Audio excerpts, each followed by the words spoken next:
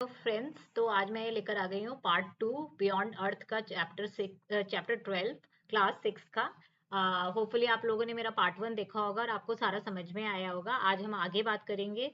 अगर आपको समझ में आ रहा है, अगर आपको अच्छा लग रहा है मेरा चैनल, तो प्लीज लाइक करिए, सब्सक्राइब करिए और कमेंट करिए। ठीक है, चलिए आगे बढ़ते हैं। हम इसमें एक और इन्होंने पिक दिखा रखी है। तो इसके बारे में क्या बता रहा है कि यहाँ पर और कुछ ज्ञानवर्धक बातें बता रखी हैं। जो इंडियन एस्ट्रोनॉमी होती है, जिससे हम ज्योतिषी कहते हैं, हमारे को कोई प्रॉब्लम होती है तो हम पंडित जी को अप्रोच करते हैं कि आप हमारा हाथ देख कर बताइए, या फिर आप हमारी जन्म कुंडली देखकर बताइए कि आगे क्या प्रिडिक्शंस है। तो ये इंडियन एस्ट्रोनॉमी में क्या होता है, the term nakshatra is use to denote either a certain star और a group of star such as अर्धा।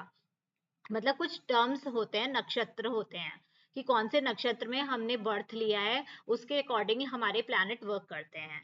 Is use to denote a certain star. जो नक्षत्र होते हैं वो कई स्टार्स को डिनोट करते हैं, और या फिर किसी ग्रुप ऑफ स्टार्स को डिनोट करते हैं, मतलब बताते हैं। ठीक है, सच एस एक होता है नक्षत्र अर्धरा नाम होता है, उसको हम इंग्लिश में बोलते हैं बीटलीगियस, और एस्ट्रोनॉमी में हम अर्धा बोलते हैं इसको। ये ओरियन कंसलेशंस में ही होते हैं, देखते हैं यहाँ पर कहाँ पे है अर्धा। ये रहा।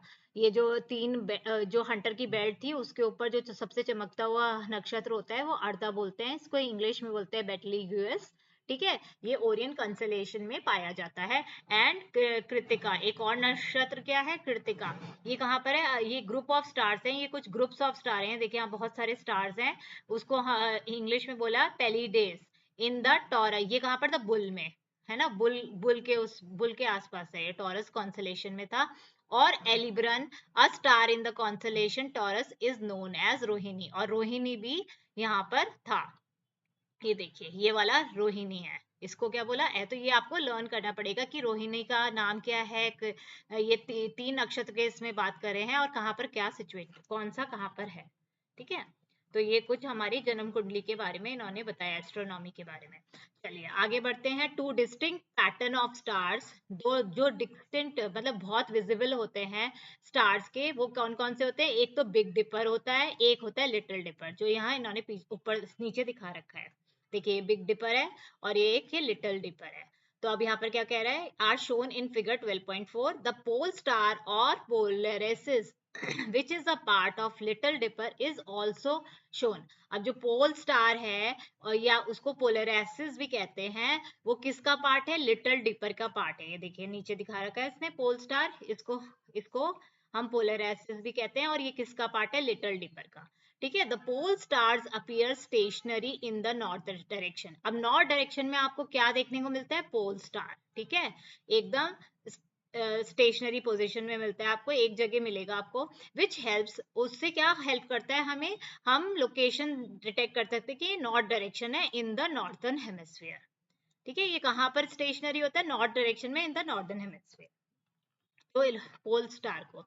ठीक है, अब यहाँ पर कुछ और इंफॉर्मेशन दे रखी है। The big dipper lies in the constellation Ursa major.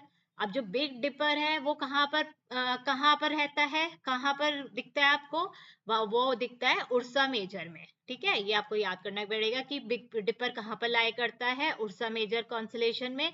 और जो लिटिल डिपर होता है वो कहाँ पर होता है, वो उर्सा माइनर में।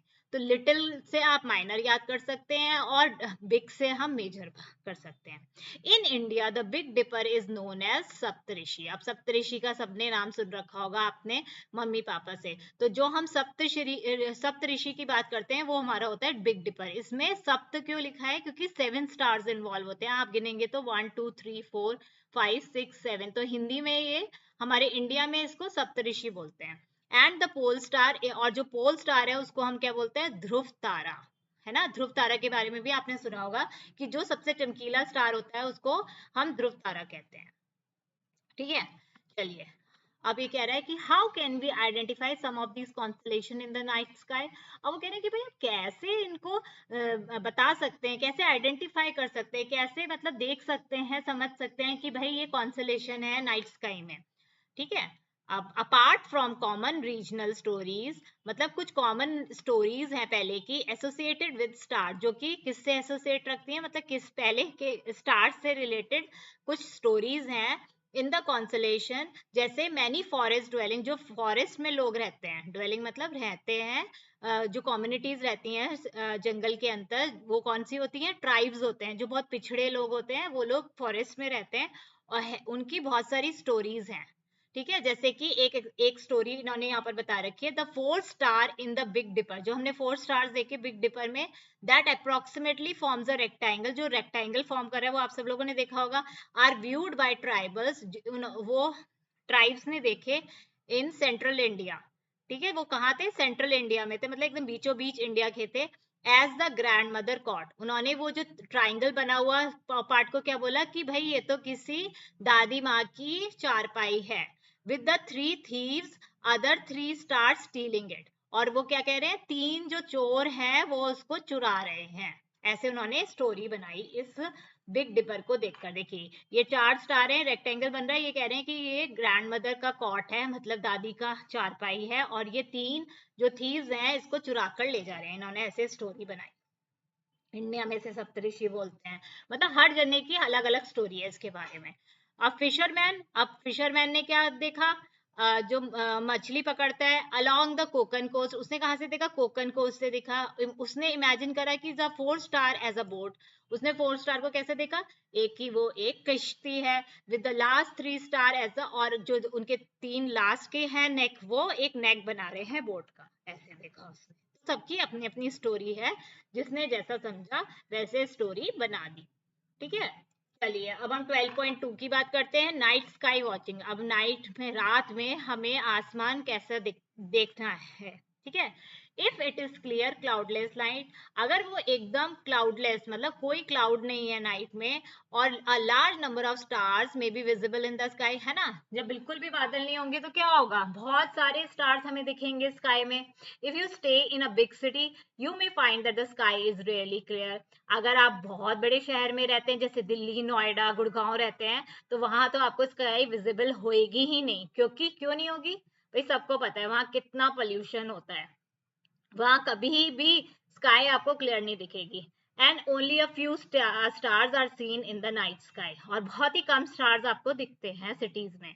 This is due to light pollution. ये क्यों है? मैंने आपको बताया, क्योंकि बहुत ज्यादा एयर पोल्यूशन है वहां पर, स्मोक है, बहुत सारा धुआं है, डस्ट है, मतलब जो डस्ट उड़ती है वो भी है पूरे एनवायरनमेंट में, तो उससे क्या होता है? हमारी स्काई विजिबल नहीं रहती है।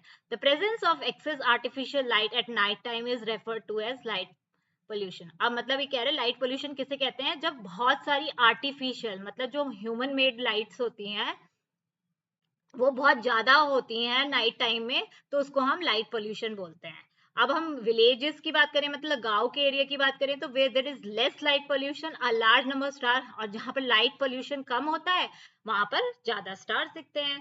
ऑल्सो योर हाउस में भी, और जो लोग सिटीज में रहते हैं उनके हाउसेस कहाँ किससे सराउंडेड होते हैं, मतलब किसके आसपास क्या क्या होते हैं? टॉल बिल्डिंग्स होती हैं या ट्री होती हैं, विच में ब्लॉक योर व्यू, मतलब उससे सही तरीके से स्काई नहीं दिखता, वो ब्लॉक कर देता है view. The night sky is best viewed from open dark area. अब जो नाइट स्काई है, अगर उसे देखनी है तो हम कहाँ से देखें? बिल्कुल ही खुली जगह से और डार्क एरिया में जाकर देखें, तो हमें वो नाइट स्काई बहुत अच्छे से दिखेगी।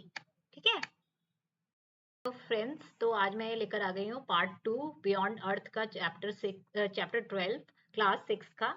होपफुली आप लोगों ने मेरा पार्ट 1 देखा होगा और आपको सारा समझ में आया होगा। आज हम आगे बात करेंगे। अगर आपको समझ में आ रहा है, अगर आपको अच्छा लग रहा है मेरा चैनल, तो प्लीज लाइक करिए, सब्सक्राइब करिए और कमेंट करिए। ठीक है, चलिए आगे बढ़ते हैं हम। इसमें एक और इन्होंने पिक दिखा रखी है, तो इसके बारे में क्या बता रहा है कि यहाँ पर और कुछ ज्ञानवर्धक बातें बता रखी हैं। जो इंडियन एस्ट्रोनॉमी होती है, जिससे हम ज्योतिषी कहते हैं, हमारे को कोई प्रॉब्लम होती है तो हम पंडित जी को अप्रोच करते हैं कि आप हमारा हाथ देख कर बताइए, या फिर आप हमारी जन्म कुंडली देखकर बताइए कि आगे क्या प्रिडिक्शंस है। तो ये इंडियन एस्ट्रोनॉमी में क्या होता है? The term nakshatra is used to denote either a certain star और a group of star such as Ardra, मतलब कुछ टर्म्स होते हैं, नक्षत्र होते हैं कि कौन से नक्षत्र में हमने बर्थ लिया है, उसके अकॉर्डिंग हमारे प्लैनेट वर्क करते हैं। Is use to denote a certain star, जो नक्षत्र होते हैं वो कई स्टार्स को डिनोट करते हैं, और या फिर किसी ग्रुप ऑफ स्टार्स को डिनोट करते हैं, मतलब बताते हैं। ठीक है। सच एस एक होता है नक्षत्र अर्धरा नाम होता है, उसको हम इंग्लिश में बोलते हैं बीटलीगियस, और एस्ट्रोनॉमी में हम अर्धा बोलते हैं इसको। ये ओरियन कंसलेशंस में ही होते हैं, देखते हैं यहाँ पर कहाँ पे है अर्धा, ये रहा। ये जो जो हंटर की बेल्ट थी उसके ऊपर जो सबसे चमकता हुआ नक्षत्र होता है वो अर्धा बोलते हैं इसको, इंग्लिश में बोलते हैं बेटलीग्यूस। ठीक है, ये ओरियन कंसलेशन में पाया जाता है। एंड कृतिका, एक और नक्षत्र क्या है, कृतिका। ये कहाँ पर है, ये ग्रुप ऑफ स्टार्स हैं, ये कुछ ग्रुप्स ऑफ स्टार हैं, देखिए यहाँ बहुत सारे स्टार्स हैं।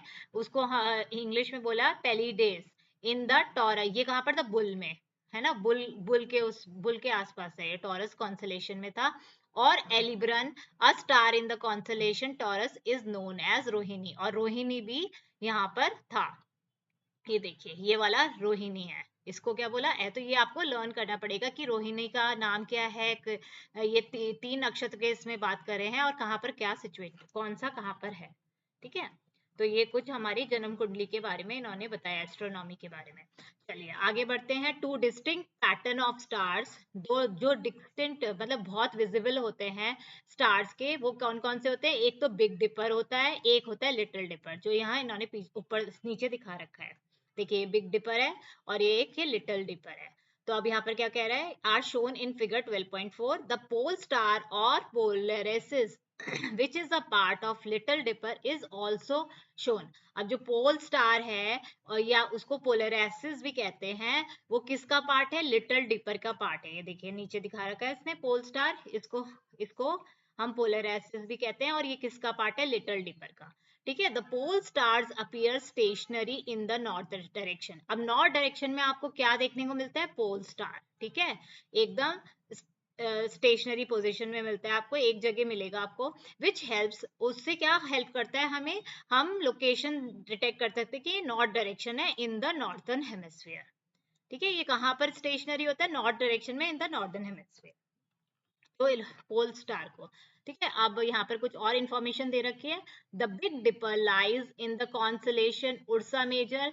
अब जो बिग डिपर है वो कहाँ पर रहता है, कहाँ पर दिखता है आपको, वो दिखता है उर्सा मेजर में। ठीक है, ये आपको याद करना पड़ेगा कि बिग डिपर कहाँ पर लाई करता है, उर्सा मेजर कॉन्सलेशन में। और जो लिटिल डिपर होता है वो कहाँ पर होता है, वो उर्सा माइनर में। तो लिटिल से आप माइनर याद कर सकते हैं, और बिग से हम मेजर कर सकते हैं। In India the big Dipper is known as Saptarishi. अब सप्तऋषि का सबने नाम सुन रखा होगा आपने मम्मी पापा से, तो जो हम सप्तऋषि की बात करते हैं वो हमारा होता है बिग डिपर। इसमें सप्त क्यों लिखा है, क्योंकि 7 स्टार्स इन्वॉल्व होते हैं, आप गिनेंगे तो 1 2 3 4 5 6 7, तो हिंदी में ये हमारे इंडिया में इसको सप्तऋषि बोलते हैं। एंड द पोल स्टार, और जो पोल स्टार है उसको हम क्या बोलते हैं, ध्रुव तारा, है ना। ध्रुव तारा के बारे में भी आपने सुना होगा कि जो सबसे चमकीला स्टार होता है उसको हम ध्रुव तारा कहते हैं। ठीक है, चलिए अब ये कह रहा है कि how can we identify some of these constellation in the night sky. अब वो कह रहे हैं कि भैया कैसे इनको बता सकते हैं, कैसे आइडेंटिफाई कर सकते हैं, कैसे मतलब देख सकते हैं, समझ सकते हैं कि भाई ये कॉन्स्टलेशन है नाइट स्काई में। ठीक है, अब apart from common regional stories, मतलब कुछ कॉमन स्टोरीज हैं पहले की एसोसिएटेड विद स्टार, जो कि किससे एसोसिएट रखती हैं, मतलब किस पहले के स्टार से रिलेटेड कुछ स्टोरीज हैं इन द कॉन्सलेशन। जैसे मैनी फॉरेस्ट ड्वेलिंग, जो फॉरेस्ट में लोग रहते हैं, ड्वेलिंग मतलब रहते हैं, जो कम्युनिटीज रहती हैं जंगल के अंदर, वो कौन सी होती हैं, ट्राइब्स होते हैं, जो बहुत पिछड़े लोग होते हैं वो लोग फॉरेस्ट में रहते हैं, और उनकी बहुत सारी स्टोरीज हैं। ठीक है, जैसे कि एक स्टोरी इन्होंने यहाँ पर बता रखी है, the 4 star in the big dipper, जो हमने 4 स्टार्स देखे बिग डिपर में, that approximately forms a rectangle, जो रेक्टेंगल फॉर्म कर रहा है वो आप सब लोगों ने देखा होगा।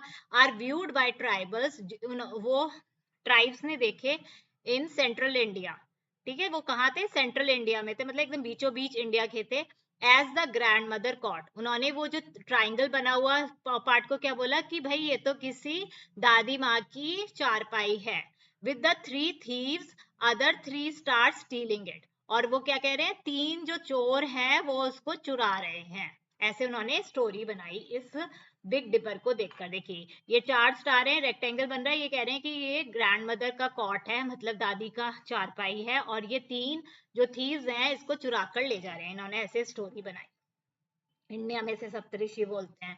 मतलब हर जने की अलग अलग स्टोरी है इसके बारे में। अब फिशरमैन ने क्या देखा, जो मछली पकड़ता है अलोंग द कोकन कोस्ट, उसने कहाँ से देखा, कोकन कोस्ट से देखा। उसने इमेजिन करा कि the 4 star as a boat, उसने 4 स्टार को कैसे देखा, एक ही वो एक कश्ती है, with the last 3 star as a, और जो उनके 3 लास्ट के हैं नेक, वो एक नेक बना रहे हैं बोट का, ऐसे देखा उसने। सबकी अपनी अपनी स्टोरी है, जिसने जैसा समझा वैसे स्टोरी बना दी। ठीक है, चलिए अब हम 12.2 की बात करते हैं, नाइट स्काई वॉचिंग। अब नाइट में, रात में हमें आसमान कैसा देखना है। ठीक है, if it is clear cloudless night, अगर वो एकदम क्लाउडलेस मतलब कोई क्लाउड नहीं है नाइट में, और अ large number of stars may be visible in the sky, है ना, जब बिल्कुल भी बादल नहीं होंगे तो क्या होगा, बहुत सारे स्टार्स हमें दिखेंगे स्काई में। If you stay in a big city you may find that the sky is really clear. अगर आप बहुत बड़े शहर में रहते हैं, जैसे दिल्ली, नोएडा, गुड़गांव रहते हैं, तो वहां तो आपको स्काई विजिबल होएगी ही नहीं। क्योंकि क्यों नहीं होगी भाई, सबको पता है वहां कितना पोल्यूशन होता है, वहां कभी भी स्काई आपको क्लियर नहीं दिखेगी। And only a few stars are seen in the night sky, और बहुत ही कम स्टार्स आपको दिखते हैं सिटीज में। This is due to light pollution. ये क्यों है मैंने आपको बताया, क्योंकि बहुत ज्यादा एयर पोल्यूशन है वहां पर, स्मोक है, बहुत सारा धुआं है, डस्ट है। मतलब जो डस्ट उड़ती है वो भी है पूरे एनवायरनमेंट में, तो उससे क्या होता है, हमारी स्काई विजिबल नहीं रहती है। The presence of excess artificial light at night time is referred to as light pollution. अब मतलब ये कह रहे हैं लाइट पोल्यूशन किसे कहते हैं, जब बहुत सारी आर्टिफिशियल मतलब जो ह्यूमन मेड लाइट्स होती हैं वो बहुत ज्यादा होती हैं नाइट टाइम में, तो उसको हम लाइट पोल्यूशन बोलते हैं। अब हम विलेजेस की बात करें, मतलब गांव के एरिया की बात करें, तो where there is less light pollution, a large number star, और जहां पर लाइट पोल्यूशन कम होता है वहां पर ज्यादा स्टार्स दिखते हैं। ऑल्सो योर हाउस में भी, और जो लोग सिटीज में रहते हैं उनके हाउसेस कहाँ किससे सराउंडेड होते हैं, मतलब किसके आसपास क्या क्या होते हैं, टॉल बिल्डिंग्स होती हैं या ट्री होती हैं, विच में ब्लॉक योर व्यू, मतलब उससे सही तरीके से स्काई नहीं दिखता, वो ब्लॉक कर देता है view. The night sky is best viewed from open dark area. अब जो नाइट स्काई है, अगर उसे देखनी है तो हम कहाँ से देखें, बिल्कुल ही खुली जगह से और डार्क एरिया में जाकर देखें, तो हमें वो नाइट स्काई बहुत अच्छे से दिखेगी। ठीक है, बोल रहे हैं एक्टिविटी 12.2 की बात करते हैं, let us try to locate. अब हम मतलब देखते हैं कहाँ पर है, मतलब कहाँ है ये, लोकेशन क्या है इसकी, वो हम लोकेट करते हैं। Look for the big dipper. अब आपको बिग डिपर देखना है ड्यूरिंग समर नाइट, जब वो बहुत गर्म हो तब आपको देखनी है स्काई को, in the early part of the night, जब जस्ट रात शुरू हुई है, जैसे कि 9 बजे। View the sky above the horizon towards the northern part of the sky and identify the Big Dipper. अब आपको किधर देखना है, नॉर्दर्न पार्ट में देखना है स्काई में, और बिग डिपर को देखना है। Once you identify the big dipper try to locate the pole star. एक बार आपने बिग डिपर देख लिया तो फिर आप किसको लोकेट करिए, किसको देखिए, किसको ढूंढने की कोशिश करिए, पोल स्टार को। लोकेट मीन्स ढूंढना। ठीक है, look at the 2 star present at the end of the big dipper cup. अब ये कह रहा है look at the 2 star present at the end of the big dipper cup. अब वो कह रहे हैं 2 स्टार को देखिए जो कि बिग डिपर कप के ऊपर है। Imagine a straight line passing through these toward the north at about 5 times the distance between these 2 stars. The imaginary lines will lead to another star which is not very bright. The star is the pole star. फिर से पढ़ते हैं इसको हम। Look at the 2 star present at the end of the big dipper cup. अब वो कह रहा है कि जो बिग डिपर के कप के पास एकदम आखिरी में जो 2 स्टार्स हैं उसको देखिए और उसको इमेजिन करिए, एक स्ट्रेट लाइन पास कर रही है through these toward the north, और किसकी तरफ जा रही है, नॉर्थ की तरफ जा रही है। At about 5 times the distance, और 5 गुना आप डिस्टेंस उस छोड़ दो बिटवीन दीज 2 स्टार्स, इन दोनों स्टार्स के बीच की 5 गुना जगह छोड़ दो। The imaginary lines will lead to another star which is not very bright, और वो क्या है, हमारा पोल स्टार। यही तो हमने देखा था बिग डिपर, और उसमें कितने 5 टाइम्स का डिफरेंस होगा। और यहाँ तो ज्यादा समझ में नहीं आ रहा, ऊपर मैं आपको दिखा देती हूँ। और वो क्या है जो ज्यादा ब्राइट स्टार नहीं है, देखिए ये 5 गुना डिस्टेंस होगा, ये देखिए, ये यहाँ से यहाँ तक की बात कर रहे हैं, और ये टूवर्ड्स नॉर्थ है। ठीक है, तो ये आपको थोड़ा समझ में आ गया होगा। आगे बढ़ते हैं। आप क्या you may also locate the bright constellation Orion, और आप क्या कर सकते हो उस नाइट में, ओरियन भी आप देख सकते हो, and the star Cyrus in the night sky, और स्टार साइरस भी देख सकते हो। अब चलिए एक्टिविटी 12.3 की बात करते हैं। Let us try to identify. अब हम क्या देखना चाहते हैं, मतलब क्या ढूंढना चाहते हैं। In India Orion is best view during the month of December. अब इंडिया में हमें सबसे अच्छे से व्यू ओरियन का कब होता है, दिसंबर में होता है, टू अप्रैल, दिसंबर टू अप्रैल तक होता है, आफ्टर सनसेट, जब सनसेट हो जाता है उसके बाद हमें देखने को मिलता है। So look for it during that period. तो जनरली आपको दिसंबर से अप्रैल तक आप ये ओरियन देख सकते हैं इंडिया में। Three bright stars in a short straight line are located around the middle of the Orion. Imagine to be a belt of a hunter, है ना, हमने ये करा था ना कि ये जो 3 स्टार ब्राइट स्टार्स दिखते हैं वो हमने क्या इमेजिन करे थे कि ऐसा लग रहा है जैसे किसी हंटर की बेल्ट हो। आइडेंटिफाई 3। अब आपको क्या करना है, आपको यही 3 स्टार्स देखने हैं पहले, as this is the easiest way, यही सबसे इजिएस्ट वे है हमें ओरियन फाइंड करने का आसमान में। This is very good activity. अगर आपको इसमें अपना देखना है तो you can go and identify. ठीक है, वंस यू आइडेंटिफाई, अब वो कह रहा है जब आपने आइडेंटिफाई कर लिया Orion, it is easy to locate the very bright star.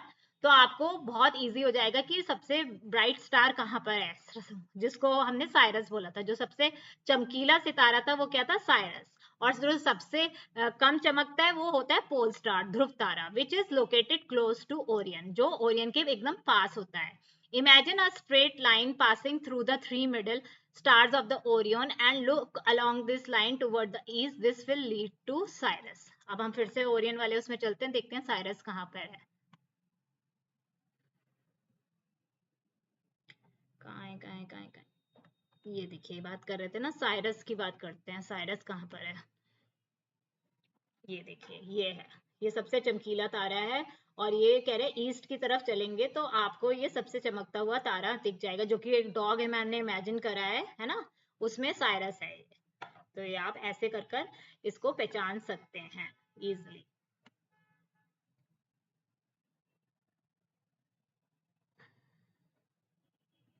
आगे पढ़ते हैं, आगे बढ़ गए हम। ओके, यही था ना। तो ये आपको बात क्लियर हो गई कि कोरियन हम कैसे देख सकते हैं। अब हम बात करेंगे अपने सोलर सिस्टम के बारे में। ठीक है, पहले हम सबसे पहले किसकी बात करेंगे, सन की बात करेंगे। The sun is a star. आपको भी पता है कि सन भी एक स्टार ही है। ठीक है, it is the star closest to us. ये स्टार ऐसा है जो कि हमारे सबसे पास है। It is an extremely hot spherical ball of gases. और ये क्या है, बहुत ही ज्यादा हॉट, बहुत गर्म है। स्पेरिकल बोले तो एकदम गोलाकार है, मतलब सर्कल है। बॉल है ऑफ गैसेस, किसकी बॉल है, पूरी गैसेस से भरी हुई है, मतलब पूरे सारे हमारे इसमें गैसेस होते हैं, हाइड्रोजन, हीलियम, क्लोरीन, ये सब गैसेस हैं, ये सब इससे भरा हुआ है ये पूरा। The sun gives out a huge amount of energy. ये तो पता ही है, अगर हमने पहले वाले चैप्टर में पढ़ा था कि अगर सन नहीं होगा तो हमारी एनर्जी आ ही नहीं सकती है हम में। ठीक है, बहुत ही नेसेसरी पार्ट कहा था हमारे जीवन जीने के लिए। अगर सन नहीं होगा तो हम नहीं जीवित रहेंगे।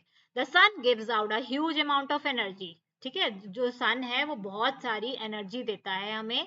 That is why it glows so brightly. इसलिए वो बहुत ज्यादा ग्लो करता है ब्राइटली, आप लोग, इतना चमकता है कि आप लोग उसकी हीट भी नहीं झेल पाओगे।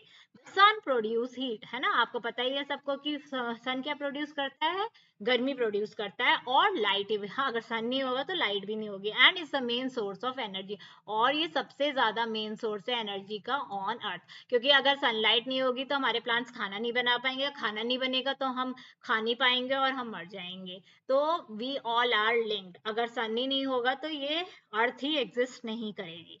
हाउ बिग इज द सन। अब ये क्वेश्चन आता है आप लोग के दिमाग में कि कितना बड़ा सन है, कि भैया हमें तो इतना छोटा सा दिख रहा है।